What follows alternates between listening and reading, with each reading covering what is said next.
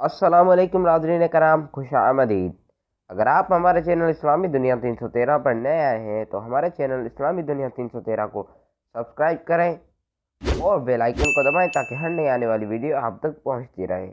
ناظرین کرام، آج کا ہمارا موضوع ہے سنت مبارک کے مطابق کھانا کھانا۔ تو شروع کرتے ہیں ویڈیو۔ سنت نمبر 1، کھانا کھانے سے پہلے ہاتھ دھونا کلی کرنا۔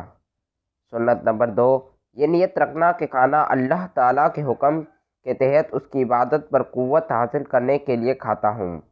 سنت نمبر 3، دائیں ہاتھ سے کھانا کھانا۔ اسی طرح کسی دوسرے کو کھانا دینا یا کسی سے کھانا لینا ہو تب بھی دائیں ہاتھ استعمال کرنا۔ سنت نمبر 4، اکٹھے بیٹھ کر کھانا کھانا۔ سنت نمبر 5، کھانے میں جتنے ہاتھ جمع ہوں گے اتنی ہی برکت زیادہ ہوگی۔ سنت نمبر 6، ہر مقدار کے کھانے پر قناعت کر لینا، یعنی جتنا اور جیسا کھانا مل جائے اس پر راضی رہنا اور اللہ کا فضل سمجھ کر کھانا۔ سنت نمبر 7، کھانا کھانے کے لیے اکڑوں یا دونوں گھٹنے کھڑے کر کے بیٹھنا کہ سرین بھی زمین سے اوپر رہے، یا ایک پاؤں بچھا کر اس پر بیٹھ جانا اور دوسرا گھٹنا کھڑا رکھنا، یا دونوں زانوؤں کو زمین پر ٹیک کر جھک کر رکھنا۔ سنت نمبر 8، جوتے اتار کر کھانا کھانا۔ سنت نمبر 9، کھانے کی مجلس میں جو شخص بزرگ ہو اور بڑا ہو ان سے پہلے شروع کروانا۔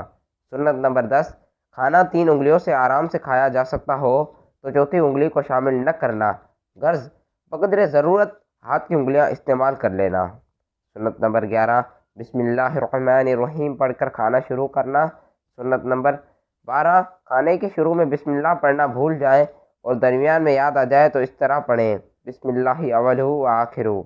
سنت نمبر 13، کھانا اپنی جانب والے کنارے سے شروع کرنا، برتن کے بیچ میں یا دوسرے آدمی کے ہاتھ آگے نہ ڈالنا۔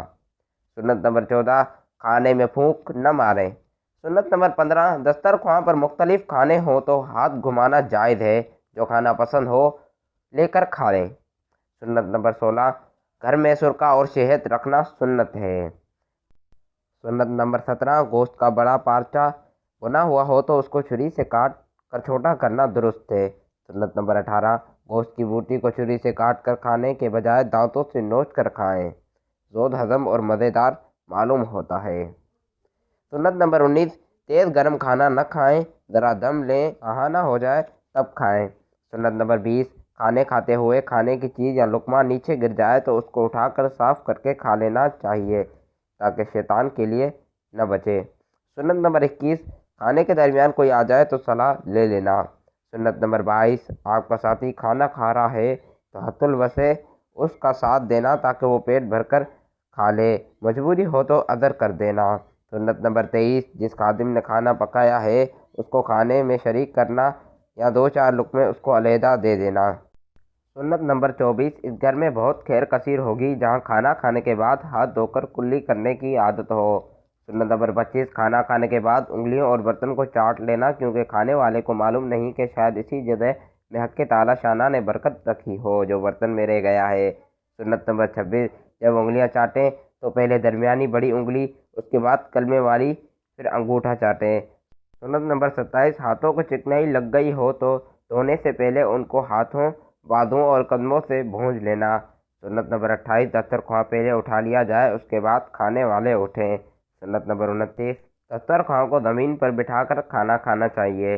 سنت نمبر 30، کھانے سے فارغ ہو کر کوئی دعائے مسنونہ پڑھنا، نیز اس دعا کو پڑھنے سے گناہ صغیرہ معاف ہو جاتے ہیں۔